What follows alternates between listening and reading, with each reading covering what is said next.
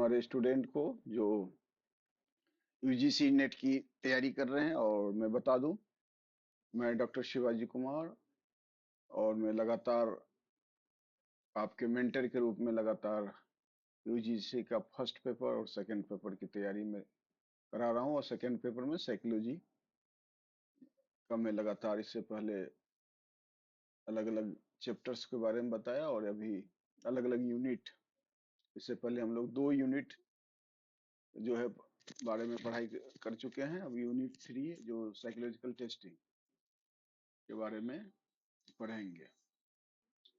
तो psychological testing construction and standardisation परिभाषा है। साइकोलॉजिकल टेस्टिंग को साइकोमेट्रिक्स भी कहा जाता है, या एक सिस्टमेटिक ऑब्जेक्टिव प्रक्रिया है जिसके द्वारा मेंटल एबिलिटी, बिहेवियर और पर्सनालिटी को मापा जाता है।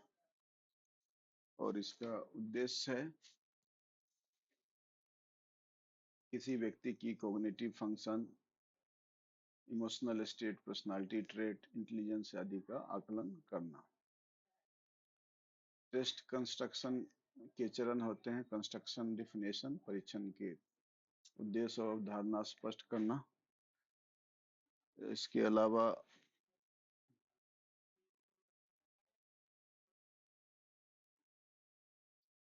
पर्पस ऑफ स्पेसिफिकेशन है, जैसे कि डायग्नोसिस, स्किल लेवल या सिलेक्शंस। आइटम राइटिंग है, प्रश्नों का निर्माण जो सब्जेक्ट नॉलेज और रेस्पोंडेंट एबिलिटी को ध्यान में रखकर बनाए जाते हैं। चौथा है रिलायबिलिटी टेस्टिंग, परीक्षण की कंसिस्टेंसी की जांच। वैलिडिटी टेस्टिंग, परीक्षण का एक्यूरेसी सुनिश्चित करना। टेस्ट स्टैंडर्ड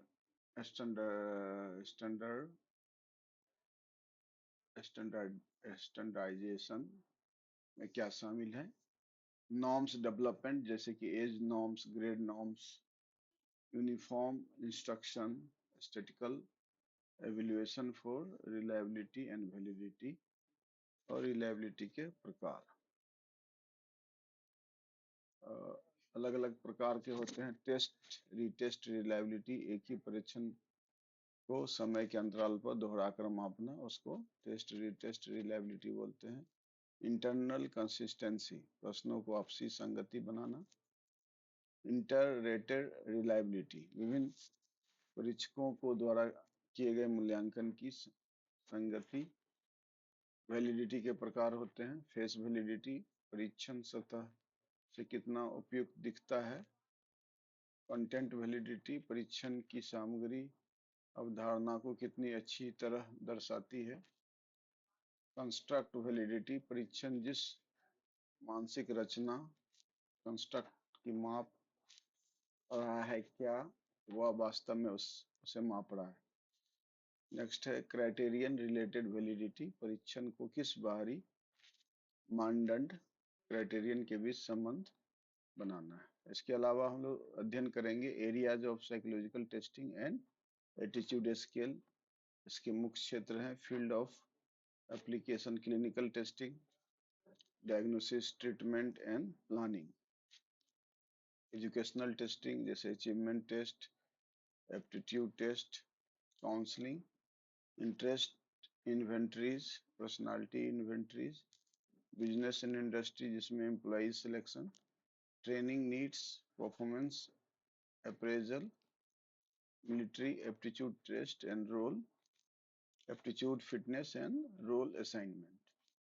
एटीट्यूड स्केल, इसमें स्केल नेम एंड विशेषता है, जैसे Thurstone scale, equal interval scale श्रेणी निर्धारित आधार पर है। लिंकर्ट स्केल 5 to 7 बिंदु संकेत पर सहमति मापता है। Semantic differential, bipolar adjective, happy sad के बीच में स्थान। तकनीकी विकास, जिसमें कंप्यूटर बेस्ड साइकोलॉजिकल टेस्टिंग है, जिसमें एडवांटेजेस का है time effect, objective scoring, remote accessibility. Application of psychological testing है clinical setting, MMPI, Minnesota multiple personality inventory, मानसिक विकारों की पहचान, कैट थेमेटिक एप्रिसिएशन टेस्ट, गहरी मनोवैज्ञानिक जानकारी। इसके अलावा न्यूरोसाइकोलॉजिकल टेस्टिंग, मस्तिष्क के कार्यों के बीच जांच, एजुकेशनल सेटिंग्स, अचीवमेंट टेस्ट, सीखा गया ज्ञान मापते हैं, एप्टीट्यूड टेस्ट, भविष्य को सीखने की योग्यता को मापना, organisational setting, employ selection test, उपयुक्त कर्मचारियों का चयन, ट्रेनिंग नीड्स एनालिसिस, कर्मचारियों के प्रशिक्षण आवश्यकताओं का मूल्यांकन, परफॉर्मेंस अप्रेजल, कार्य निष्पादन का आकलन, काउंसलिंग, इंटरेस्ट इन्वेंटरीज, रुचियों के आधार पर करियर सलाह, पर्सनालिटी इन्वेंटरी, स्वज्ञान, करियर मार्गदर्शन, military aptitude test, fitness testing, psychological suitability for role assignment.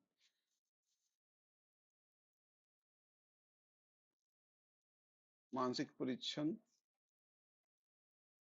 Psychological testing, परीक्षण निर्माण, टेस्ट कंस्ट्रक्शन, सुसंगतता, रिलायबिलिटी, वैधता, वैलिडिटी, मानक नॉर्म्स, दृष्टिकोण, मापन, एटीट्यूड स्केल, कंप्यूटर आधारित परीक्षण, कंप्यूटर बेस्ड टेस्टिंग, रुचि सूची, इंटरेस्ट इन्वेंटरीज, व्यक्तित्व सूची, पर्सनालिटी इन्वेंटरीज, कार्य निष्पादन मूल्यांकन, परफॉर्मेंस अप्रेजल। तो आइए इस पर अनुमानित प्रश्न और अभ्यास एमसीक्यू अभ्यास सेट और उत्तर सहित यूजीसी नेट साइकोलॉजी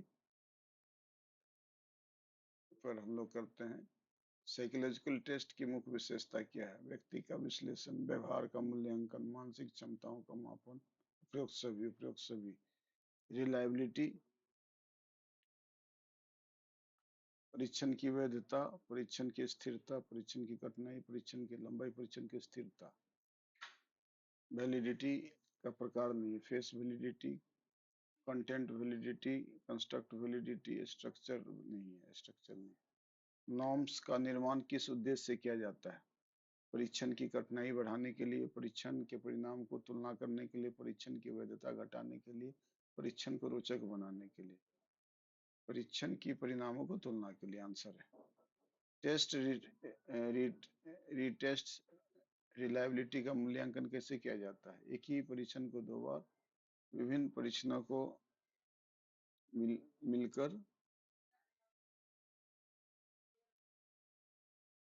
परीक्षण की लंबाई बढ़ाकर, परीक्षण के प्रश्नों को बदलकर, एक ही परीक्षण को दो बार। आइटम एनालिसिस में कौन घटक शामिल नहीं होते? Difficult index, discrimination index, validity index, reliability index, reliability coefficient. Construct validity का मूल्यांकन किसके माध्यम से किया जाता है? विशेषज्ञों की राय से, सांख्यिकीय विश्लेषण से, परीक्षण के उद्देश्य से, उपयुक्त सभी।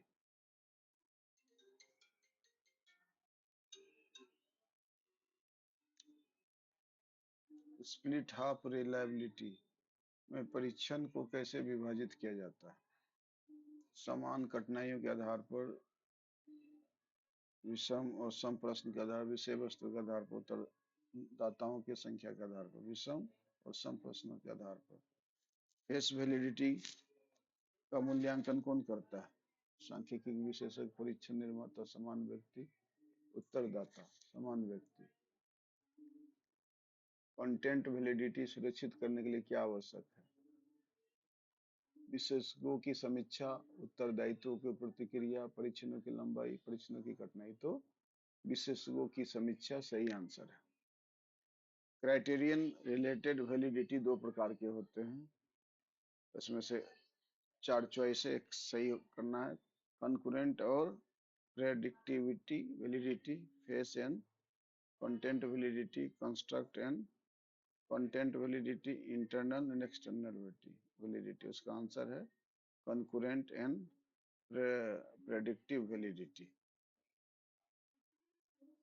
12 है स्टैंडर्डाइजेशन का मुख्य उद्देश्य परीक्षण को रोचक बनाना, परीक्षण की कठिनाई को बढ़ाना, परीक्षण के प्रशासन को स्कोरिंग करना, परीक्षण की लागत घटाना, परीक्षण के प्रशासन को स्कोरिंग के समान बनाना।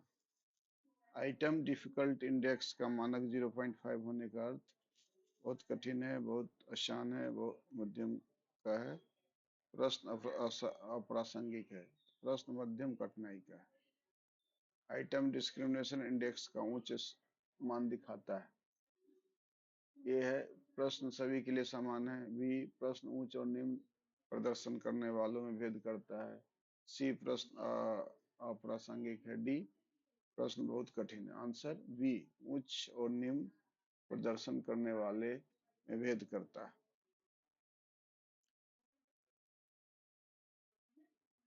इंटरनल कंसिस्टेंसी का मूल्यांकन किस विधि से किया जाता है? Test retest method, split half method, Cronbach alpha, उपयुक्त सभी उपयुक्त सभी। क्रोनबेच अल्फा का मानक 0.9 होने का अर्थ है ये उच्च सुसंगता है। उच्च सुसंगता मतलब हाई रिलायबिलिटी।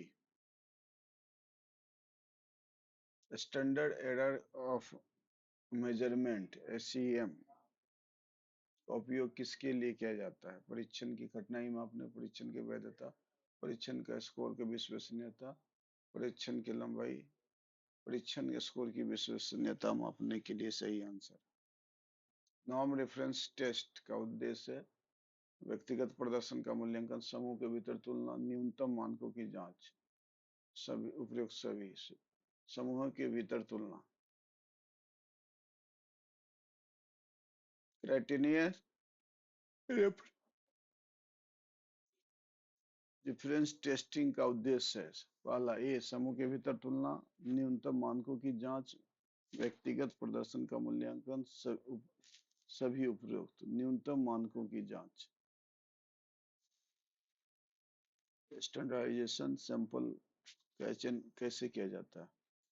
सुविधा के आधार पर दो यादृच्छिक के रूप में प्रतिनिधित्व सुनिश्चित करने के लिए उच्च प्रदर्शन करने वालों में। सी है प्रतिनिधित्व सुनिश्चित करने के लिए। 21 टेस्ट मैनुअल में क्या शामिल होता है? प्रशासन निर्देश, बी स्कोरिंग कुंजी, सी वैधता सुसंगत डाटा, डी उपरोक्त सभी। आंसर है उपयुक्त सभी। पायलट टेस्टिंग का उद्देश्य परीक्षण की लागत बढ़ाना, परीक्षण की वैधता घटा, परीक्षण समस्या पहुंचना, परीक्षण की अंतिम रूप में। सी परीक्षण की समस्याओं की पहचान करना। आइटम रेस्पॉन्स थ्योरी आईआरटी का उपयोग किसके लिए किया जाता है? पहला है परीक्षण की वैधता बढ़ाने के लिए, परीक्षण बी है परीक्षण की सुसंगतता घटाने के लिए, परीक्षण प्रश्नों के गुण विश्लेषण करने के लिए, परीक्षण की लंबाई बढ़ाने। आंसर सी है प्रश्नों के गुण का विश्लेषण करने के लिए। क्लासिकल टेस्ट थ्योरी सीटीटी का मुख्य उद्देश्य प्रत्येक स्कोर में त्रुटि होता है, प्रत्येक स्कोर पूर्ण होता है, स्कोर में कोई त्रुटि नहीं होता, परीक्षण वैधता सर्वोपरि है, प्रत्येक स्कोर में त्रुटि होती है। स्टैंडर्ड स्कोर जेड का उपयोग किसके लिए किया जाता है? कच्चे स्कोर की तुलना करने के लिए, परीक्षण की वैधता, परीक्षण की सुसंगतता मापने के लिए, परीक्षण की कठिनाई को मापने। कच्चे स्कोर की तुलना के लिए।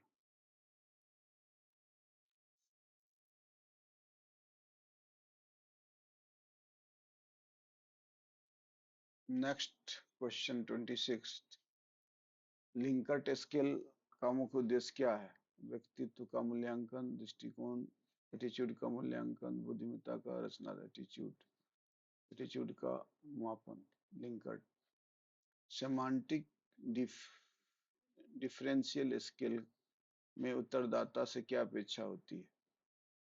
केवल हाँ नाम उत्तर दे, एक निरंतरता पर प्रतिक्रिया, बहुविकल्प प्रश्न का उत्तर देना, वर्णनात्मक उत्तर देना। आंसर सही है एक निरंतरता कंटिन्यूम पर प्रतिक्रिया देना। थर्स्टोन स्केल का मुख्य लाभ क्या है? उत्तरदाताओं को गति बढ़ाना, परीक्षण की लागत घटाना, दृष्टिकोण का मापन में उच्च वैधता, परीक्षण को रोचक बनाना। सी, दृष्टिकोण मापक में उच्च वैधता। कंप्यूटर बेस्ड टेस्टिंग सीबीटी का क्या लाभ है? सीमित वास्तविक समय में स्कोरिंग। सीबीटी में एडेप्टिव टेस्टिंग क्या का अर्थ है? सभी सभी को समान प्रश्न देना, प्रश्नों का कठिनाई उत्तर दाता के प्रश्न के अनुसार समायोजित करना, केवल आसान प्रश्नों की यादृच्छिक रूप में प्रस्तुत करना। बी, प्रश्नों की कठिनाई के उत्तरदाता के प्रदर्शन के अनुसार समायोजित करना। इंटरेस्ट इन्वेंटरी का उपयोग किसके लिए किया जाता है? कैरियर मार्गदर्शन।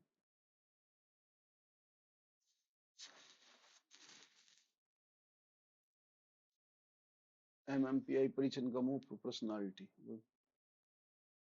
व्यक्तित्व विकारों का निदान। टीएटी थेमेटिक ऑपरेशन टेस्ट किस प्रकार का परीक्षण? Project B shape. Neuro psychological test का उद्देश्य मस्तिष्क के कार्यों का मूल्यांकन। एप्टीट्यूड टेस्ट का उपयोग किस क्षेत्र में नहीं होता? शैक्षिक, सैन्य भर्ती, चिकित्सा, करियर, चिकित्सा निदान।